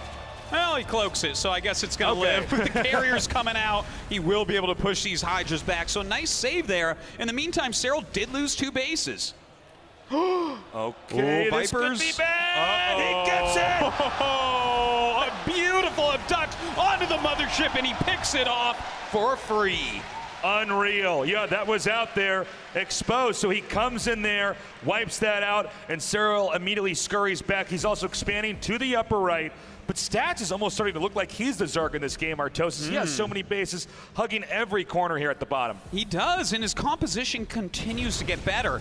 You know, he's adding a lot of carriers, continuing those upgrades, remaking that mothership as well. And with this many Archons and Psystorms, it's hard for any Zerg to break through. Okay, he's going for it. He's harpooning those carriers in here and taking them out. And it seems like Stats has decided he should take his fight elsewhere. Oh my God, beautiful execution here from Serral, picking off so many Archons as well as some of these capital ships. And now it's Stats giving up bases. I think that Serral can actually come over here and take this base out in the center right, correct? I mean, there's nothing over there. A good little counter attack here by Stats, doing a lot with a little, but meanwhile, a counter here from Stats, hitting this base on the far left. Well, now this is how you abuse those Broodlords. They're very slow, hard for them to go defend. In the meantime, Zealots chasing those drones. Oh my God, the Corruptors even getting in on the fight. Serral gonna take down another Nexus. Okay, can we go big picture here? Well, let's check how many minerals are at each base here. Let's start with the Protoss here. Okay, so that has plenty. He'll be mining from that for a while. Yep, there's no Nexus there, but down here in the bottom left, okay, this has basically been untouched, so it's more like he has that position. Plenty of minerals over here, and does he have anything more? So that's going to dry up pretty quickly, and that's not going to last for too much longer. They keep playing whack-a-mole with these expansions, so it's hard to say how that's going to go, but Serral does have a bigger bank than Stats. Oh my God, Serral just jumping on top of absolutely everything, picking up one carrier, another carrier goes down. It looks like he's gonna maybe get all of them. He's decided to commit. He's coming in here now, and I'm seeing these air units for Stats begin to go down. The mothership taking heavy fire, and this whole location is gonna be given up here by Stats. We now have 194 supply to 141, and there's not a lot of gas in the bank here for Stats. No, this is gonna be really hard to come back from now for our Korean Protoss player. He's lost a huge amount of his air army. More Corruptors on the way as well. He's running back to defend his home base against this ground counterattack, and Stats has to be careful. Any unit he loses will not be replaced. It's interesting to see that the center right and the center left of the map, both players have just given up on. They don't want to mess with that side of the map because both of them are having a hard time controlling it. We do see Stats here in the bottom left with a very mineral-rich expansion. He hasn't gotten all of his workers over there, but as this game goes on for a long time, that's going to be important. And the same can be said over here for Serral in the upper right. That base that he's taken over there, going to be very important. The question right now becomes, how does Stats keep Serral busy? Because Serral's army absolutely can kill Stats. But if he overcommits into an area, Stats can hit a lot of different places at once. You see him walking around with different groups of units. Here goes a group of Zealots up to this base. Can he pick that one off? Okay, he's going for these drones. The drones will have to be pulled away. If he can get the hatchery, that would be ideal. Meanwhile, we've got a huge attack headed down here to the bottom left, and Stats needs to keep this position. Oh, a lot of Banelings rolling in right now. Stats, most of his mining is here. Probes starting to fall. They're trying to run away. Oh, a beautiful Baneling hit, and it looks like that Nexus is going to go down. And with that Nexus gone, there's just not much else that Stats can do in the economy game. I love how Serral then escapes, heading north with the rest of his air army. Oh my God, these Banes are going to come in here and start hitting these workers. He kills quite a few there once again. Stats just down to 30 probes. Look at that, even burrowing Banelings now. Serral is just incredible this game. Serral, interestingly enough, is actually now expanding towards the bottom left. He wants to have this game be all about this corner of the map. This way he can attack the bottom left and also kind of defend the left center. Yeah, it's a good strategy. Look at this. He keeps flying in here with this Corruptor swarm. He's looking for that damage. The Lings, they counterattack into the bottom left. Stats can't keep it alive. His army is not big enough right now to defend every location. I'm wondering if Stats needs to try to then expand over to the center right. Does he just give up this spot? Because it seems like Serral's really grown into this area. And keep in mind also with stats making like carriers and Tempest, every time you lose that, it takes a long time to remake it. So every win that Serral has gives him a lot of time to capitalize his position on the map. Well, right now, Stats does have a decent air army once again, but I'm getting nervous for him because he needs Archons under it. He needs High Templars under it. So right now, his singular focus is to rebuild his high-tech units so he can have a great engagement against Serral. I guess the only other location that Stats could try to take is the one just, if we can move the screen down just slightly, there's actually a base there.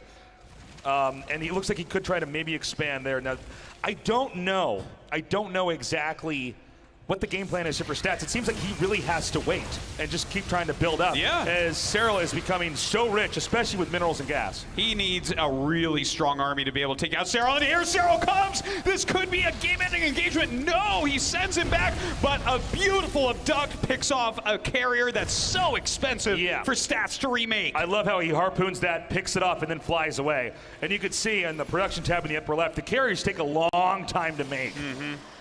He is making them with every mineral that he can afford right now.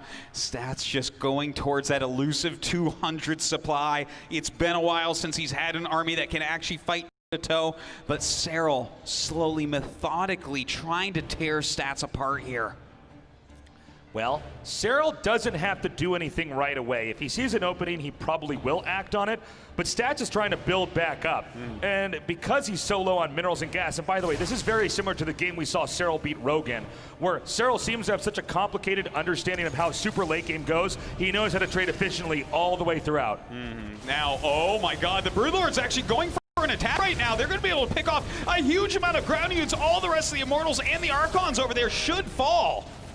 Now with these Broodlords coming in, this expansion is so important here for Stats. Stats cannot afford to lose this. He's not going to have any more minerals to mine from if he does. Oh, I think this is going to force a fight right now. Stats flying over with his Golden Armada. He doesn't save the Nexus, but in the meantime, some harassment with the few Zealots that Stats has left. It does appear that Serral should be able to clean the rest of this up, but it's just Stats here with this one base at the bottom center. Not a lot of minerals at that. Oh, his Stats, this is really his last outpost right now. He has to keep it alive. Serral coming in from a flank. There are Psystorms under here. There are Archons under here. But some Abducts come out and instantly picking off two of the Tempests. I really do feel like the walls are starting to close in here for Stats. You can see he's slowed down to a crawl here as he's trying to get out of the map, and Serral is basically staying back and looking for a moment to engage. He goes in there, he kills off a carrier, maybe an Archon, and then he flies away. And with the minerals and gas banked up, let's say that they have a huge fight and almost all of their armies are wiped out.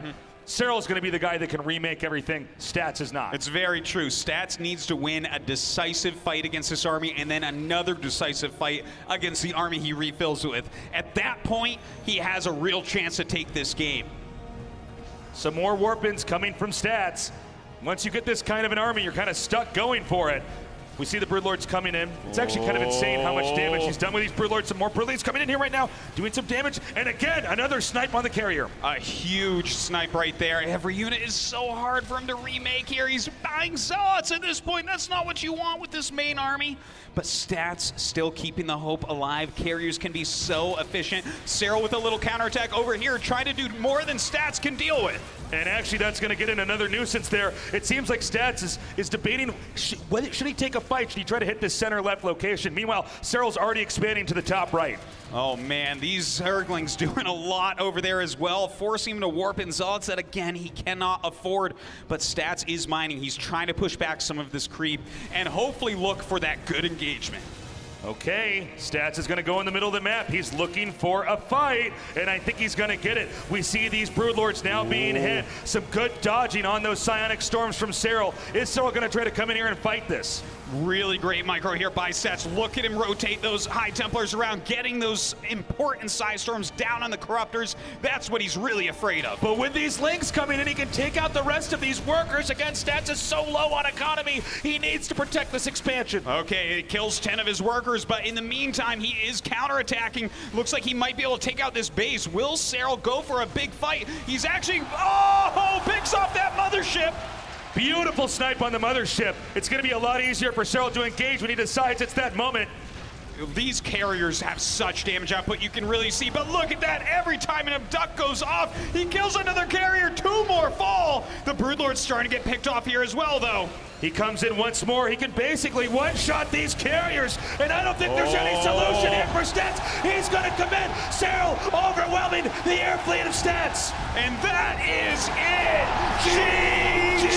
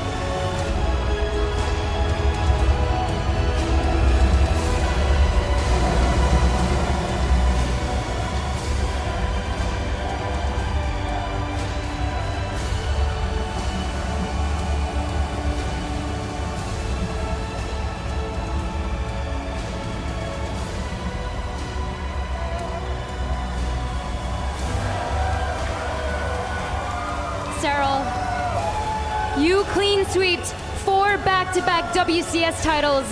Next up was GSL vs. the World, and today, not only are you a WCS Global Champion, you are the best player in the world! I don't know what to say. Yeah, I mean, when I came here, I wasn't really expecting to win, but at the same time, it was my goal, so yeah, feels incredible. Serral, this goes beyond you becoming the best of the best. Your legacy goes beyond StarCraft 2. It goes to all of StarCraft's history. In the last 20 years, we have never seen a non-Korean dominate in the fashion that you have and become the best of the best like you have. What does it mean for you to be part of this historic moment? Yeah, I mean, I wasn't expecting. I know. I mean, it's just this is kind of what I was missing from my trophy collection, I guess you could say. And I really wanted to win this one, so I'm super happy I managed to do it, and I'm super happy to make history while doing it as well. Starting from Leipzig of this year all the way here to Anaheim, you have so many fans all around the world that have been rooting for you. What do you have to say to them? First off, I want to thank all my fans. I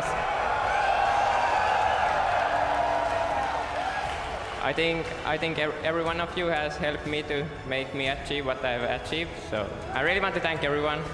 And also, I want to give a big thank you to Lambo. He helped me for each series, for preparations, and also my practice partners for Dark and Rogue, who were Elaser and Namster. So I want to thank all of those.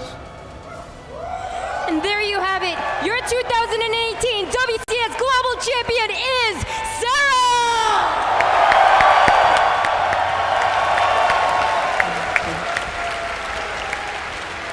It's an unparalleled achievement across all of StarCraft 2. Nevertheless, esports, as Serral etches himself in history. Ladies and gentlemen, welcome back, and what a victory, what a moment we have witnessed here today around the world. Everybody here in the crowd as well. Joining me, Pig, in control, Rotterdam. I'm kind of lost for words. I think we all are. You know, we've just experienced a special moment. We've seen his determination build himself up. This took years of dedication and practice. This didn't happen overnight. We've seen him grinding those tournaments since he was about 14 years old. Here he is many years later, and he is the undisputed best player in the world.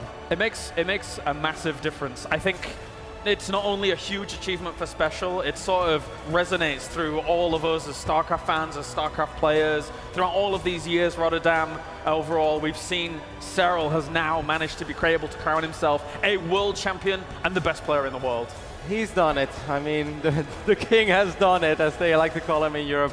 It's unreal, and he's done it in his own special way as well. He didn't follow the traditional path of going somewhere and living in a team house. No, he's done it by himself, growing up in Finland. I mean, the story is magical. That final was an amazing roller coaster of emotions. At first it looked a little too easy, and then it almost became a little too hard. It's amazing. I don't know what to say. Jeff?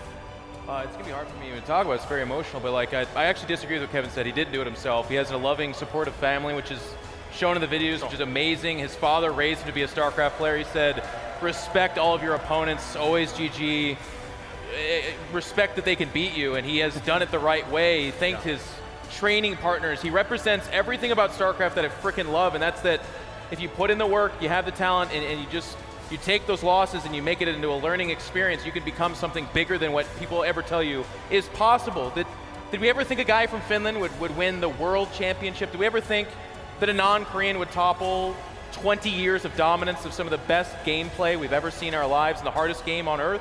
No. But in 2018 it happened, and it happened for all the right reasons, and it happened to a great guy that the entire time has never had much to say, but he loves playing StarCraft, and he did it the right way. It's amazing. I'll tell you something, he is going to be here for a long time signing autographs if we've got anything to look at for this. And it happens at such a momentous occasion here at BlizzCon Pig, looking at how Serral has been able to do it. And up until the finals for Serral, it looked easy, and the finals was the one that tested him. The finals was the one that tried his mettle, and in the end, he was victorious. Yeah, he didn't shake under pressure.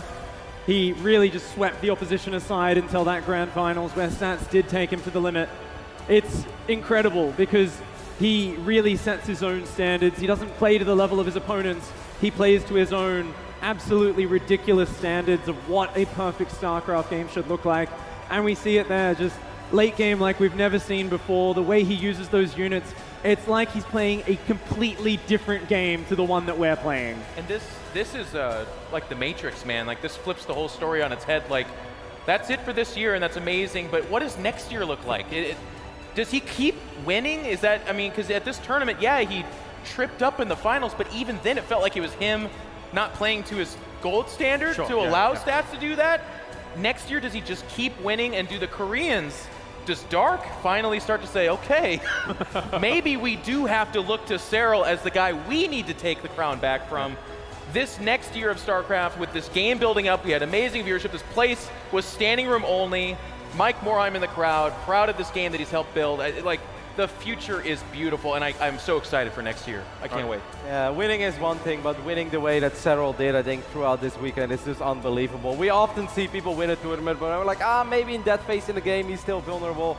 He looks like such a complete player. He truly looks like he's comfortable in every phase of the game, in all matchups, with all unit compositions. It's bizarre to watch something like this, because everyone is supposed to have weaknesses in StarCraft 2. I don't know if Serral has them, but he's definitely not showing us any. It's unreal, James. No, definitely not. Final thoughts, gentlemen, before we wrap things up. Big, I'm going to start with you. StarCraft history. That's it. That's it. We've been talking about it for so many years. It's finally happened. So it's just been a pleasure up here watching it. I think all of us feel like we've just witnessed something great. I think everyone in the venue, you can feel the energy. I mean, we always have a great energy at BlizzCon, but this year you can feel waves of excitement coming from everybody here in the venue. So it's just so special to be a part of this. Jeff? I echo Pig's sentiments. I'm just so proud. I've loved casting with my best friends in the whole world. The production's amazing. We got the result that we've been talking about for a long time, and you know, in StarCraft, fairy tales don't always come true, but sometimes they do. And when you actually get to sit there and have the best seat in the house for it, I'm going to be walking on cloud 9 for a while here, knowing that anything is possible in StarCraft, and that's something that Serral made us believe. A truly beautiful weekend, phenomenal ending. Long live our new king. And that is that, ladies and gentlemen. Serral has crowned himself the world champion. For Serral, for Finland, for the Western world, for every facet of StarCraft 2, Serral has crowned himself the world champion. It's an amazing thought, it's an amazing feeling as he marches on here as the best player in the world. A huge thank you to everybody for tuning in here throughout the entirety of our 2 weeks, from opening week until the brackets as well. You better watch out 2019, because Serral's coming for you.